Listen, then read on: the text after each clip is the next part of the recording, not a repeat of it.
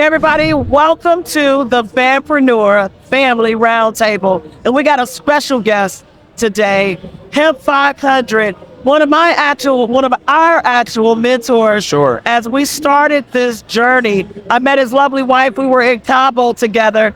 And here it is, almost 3 years later, and things have changed for us. I want to welcome you guys to Marcus Hemp 500. Hey, Marcus. Hey, Hemp 500. Hey, how you doing? How you doing? I'm happy to be back. I'm happy to be here in this amazing environment you created, and atmosphere that y'all created amongst each other is amazing. So I'm happy to be here. Well, thank you.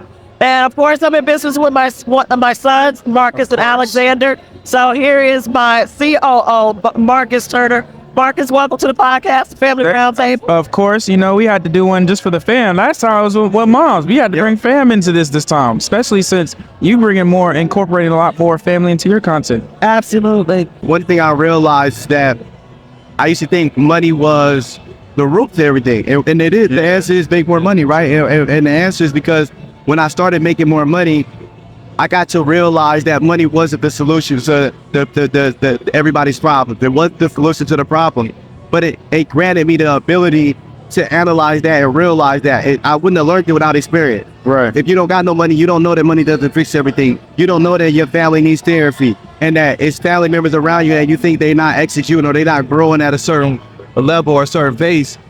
And it's not because they don't want to. It's because there's other things in life that's missing. Right. It's things in life that needs to be healed. It's traumas that they have to overcome, and money can't fix that. But for me, making more money, it exposed that to me and made me a better person, a better human. Because now I know, what is it? What else can I do? What is missing? And I can afford those opportunities, and I can afford the counseling and those therapy sessions. Right. So make more money was the reason why I'm more. That should probably be the name of your book, bro. Make more money. Make more money. Is that funny?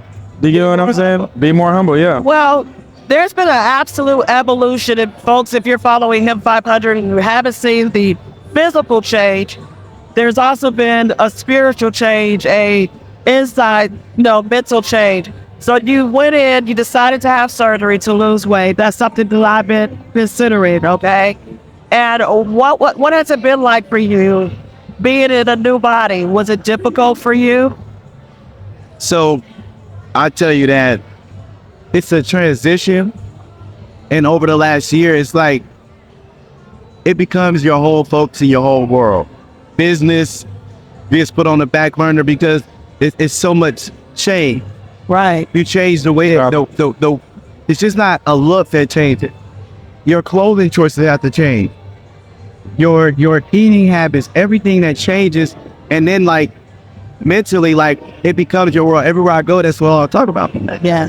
Hey, I got a question. So I'm constantly, before I told people what it was, and I'm like, I was trying to do it for me. I didn't want to do it for the public. Right. But it happened so fast.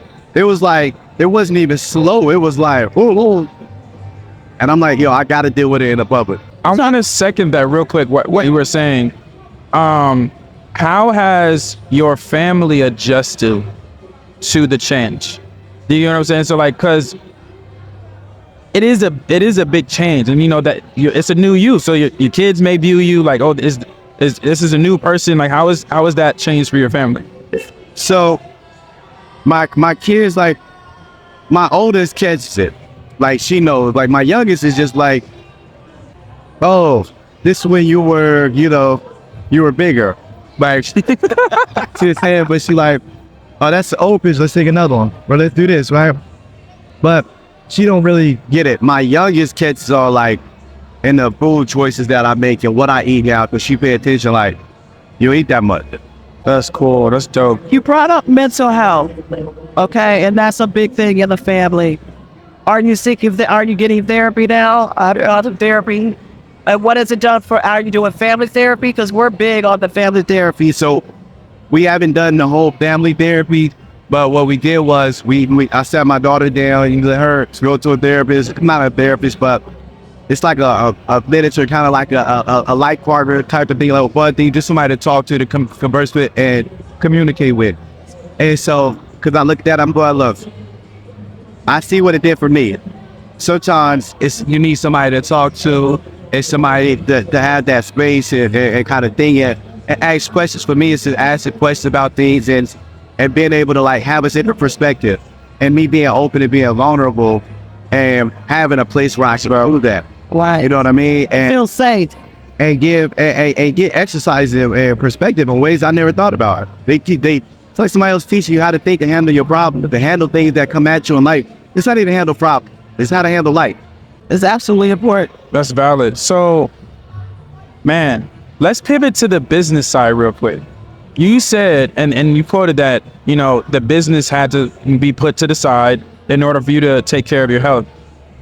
I want to know what was the dark side like of going through that, like mentally, because you weren't able to work on the business. So that means sometimes at some point your business had to have dropped in income at some point in some businesses, right?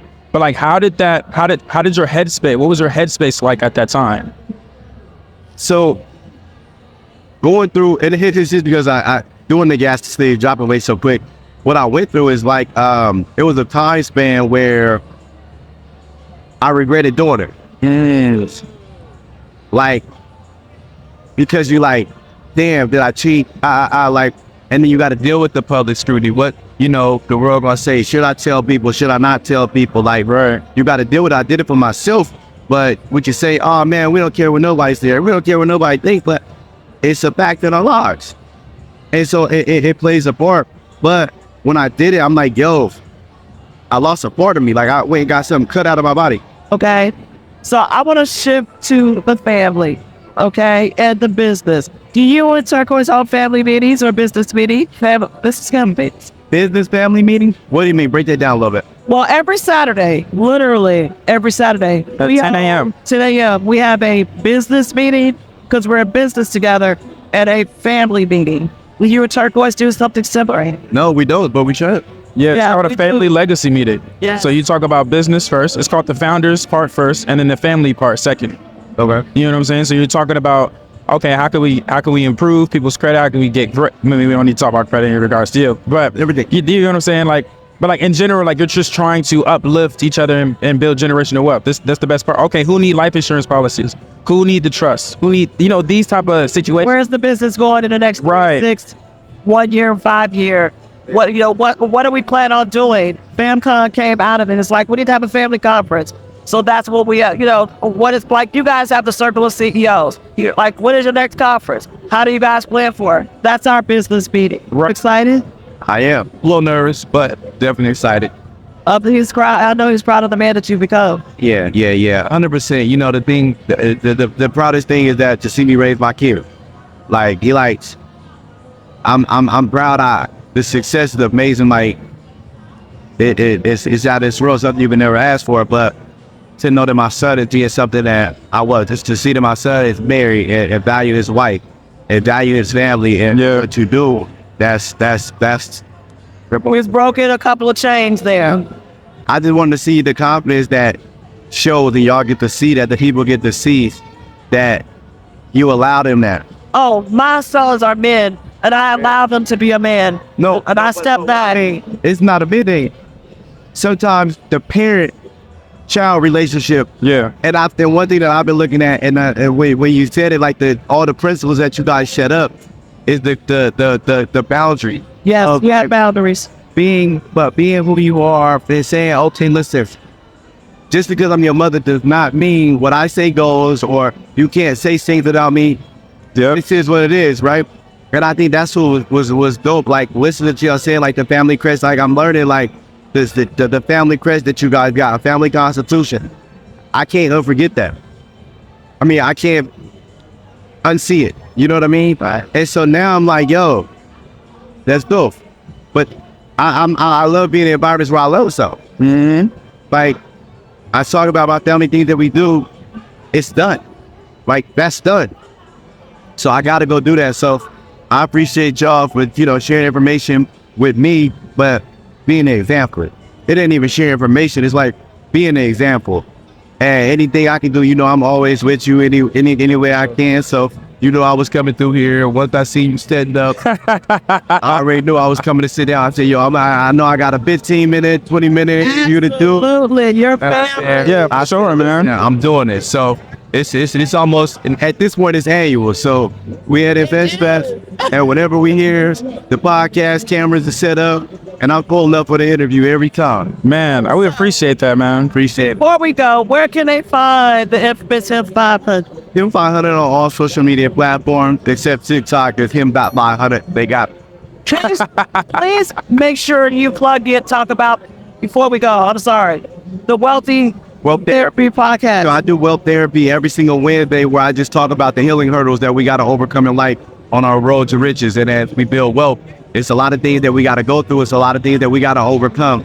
And so my thing is, look, we got to talk about it from real life experience. It's not somebody talking at you, trying to train you on how to do it, tell you what they went through, show you what they go through, show you what life is like, and the commonalities that we have in common. Like, it's so much that we go through, but a lot of times we don't talk about what come with the money. Everybody wants the money, but they don't talk about what come with it. So, and that's where we can talk about it, because one thing about it is a problem is universal, and we all overcome them, and we all got them.